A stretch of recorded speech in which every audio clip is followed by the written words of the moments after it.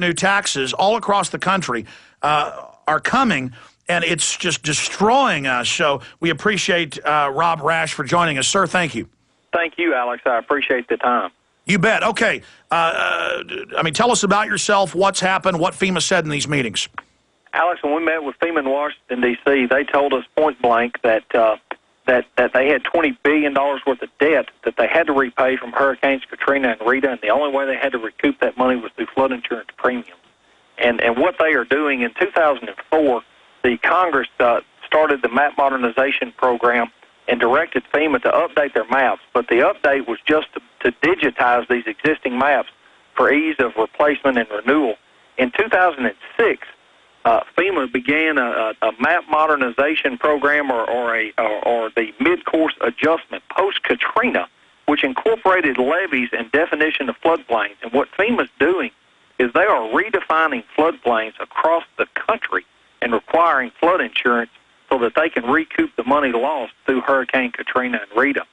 And so what they're doing is areas that have never bought flood insurance in the past are now being at least either strongly recommended or required to purchase flood insurance.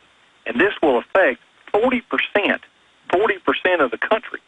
There's a 40% chance that you will be caught up in this scam.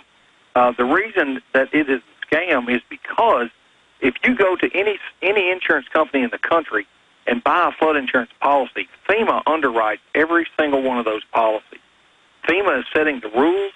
FEMA is defining the floodplain, and they are also setting the insurance requirements for the purchase of. And they get a percentage of that money and put into a fund, correct? That is correct. They get that money will go to the U.S. Treasury, or is supposed to go to U.S. Treasury to repay the debt incurred by Katrina. Now, with the mid-course adjustment, that was all written within the bureaucracy. That was not mandated by Congress. The 2004 bill, map modernization program, was mandated by Congress. The mid-course adjustment was all done within FEMA and the bureaucracy, and that is what incorporated the redefining of floodplains. And what FEMA's doing is they are completely ignoring the flood control structures that have been constructed the last 100 years across this country. And if you are affected at all, protected at all by a man-made structure, you will buy some form of flood insurance, and it will affect 40% of the population of this country. So if you live even anywhere near a dam or anywhere near a levee or any type of Army Corps of Engineer program, they're now going to have this expanded tax. And FEMA, I've also read, but correct me if I'm wrong, because I've just seen it here and there in the news, that they're also saying we may not allow building in expanded areas now. And so it's federal jurisdiction over where you can build, what you can do, federal control over the levees, districts, over the counties, just a giant scam. And if they get away with this, the sky's the limit. Alex, what they're doing right now is that every one of these municipalities across the country that is facing the map modernization or the remapping of their area, they are sent an ordinance from FEMA. And I'll quote you from that ordinance. This ordinance states that they will limit that this municipality, anyone that requires this or adopts this ordinance, will limit any unwise development in floodplains. Well, who determines what unwise development is and adverse impacts of floodplain development? And what FEMA is doing is taking areas that people have lived and raised families and businesses for hundreds of years and built flood control structures to protect themselves, and they're negating these flood control structures and requiring insurance behind them in an effort to limit development. And this will destroy economic development in numerous areas across the country. And I'll give you an example. Collinsworth, Illinois, the federal government and the U.S. Army Corps of Engineers came in and built a levee system from scratch that exceeded the 500-year level of protection. Under these new requirements issued by FEMA, these levees no longer meet those requirements, and although they passed a 100-year flood in 93 and 97 and protected the people of Collinsville, Illinois, they now are considered a high-risk area and are required to buy the highest amount of flood insurance, the highest. Well, here's another example. Take areas of Florida, Louisiana, Mississippi, areas of Texas. There's a lot of families and individuals that bought over the last 100 years, cheap property. They're building golf courses, hotels on it. I mean, you name it, but people own it. And I've seen articles in different newspapers where now FEMA and others are just saying, look, you can't build here anymore. And if people choose to build a beach house that's 20 feet off the ground because they want to be on the beach, that's their business. And if they don't want to have it insured, they shouldn't be forced to get that insurance. So, I mean, this is really tyranny. And we see where this is leading, just where the sky's the limit. Right. And what's going to happen is FEMA is requiring these municipalities to accept this ordinance, or they will withhold funding for any emergency management, any emergency, whether it be a tornado, whether it be an earthquake, whether it be any type of emergency.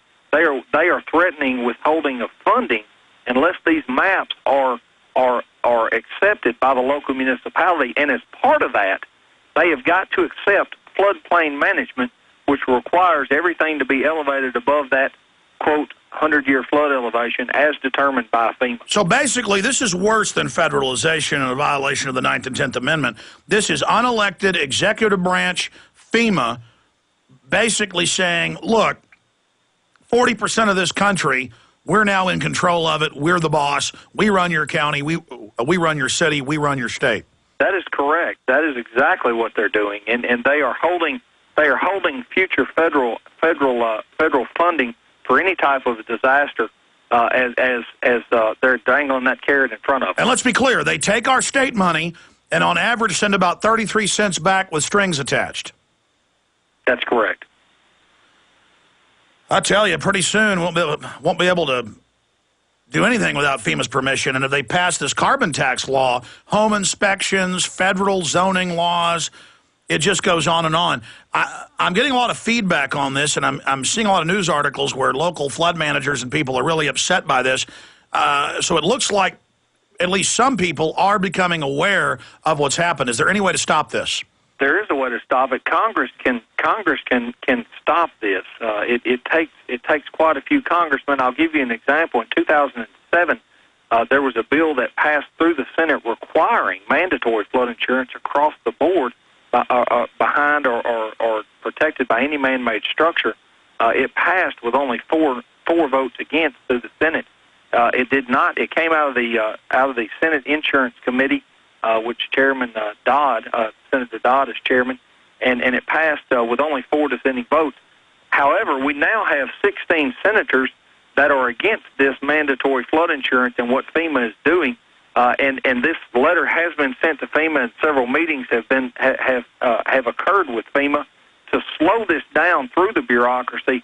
But it has to be stopped, and it'll have to be stopped through the Congress.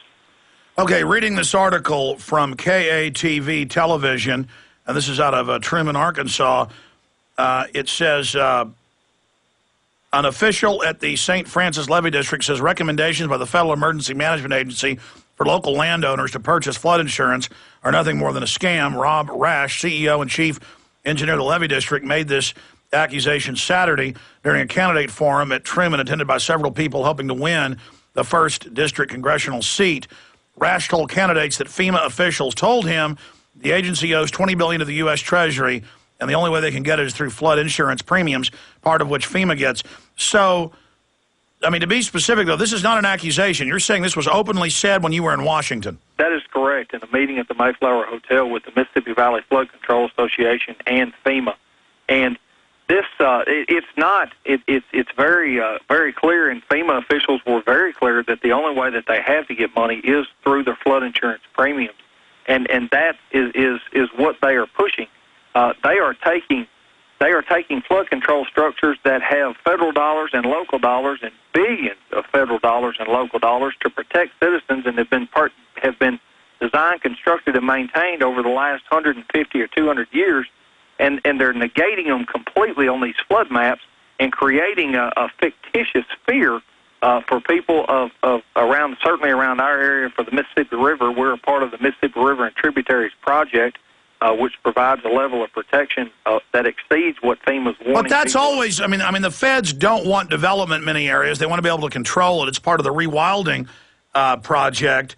And I've seen the numbers. I've had a congressman on to cover it. But most of the money that FEMA gets is used for COG, continuity of government, shadow government type stuff. So we also I need to understand that a lot of this flood money is going to other stuff.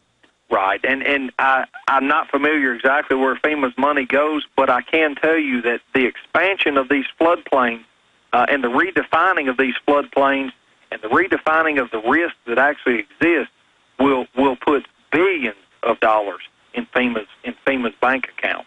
And so this is an expansion of a system that this just clearly is a scam, because you have FEMA who is setting the limits, they're setting the standards, and they're the ones requiring it. So you have all three entities under one roof. And they're the ones getting the money. That is correct. That is correct, regardless of where you purchase this flood insurance. And this will destroy economic development in a number of areas across this country. And I want to read you something. Well,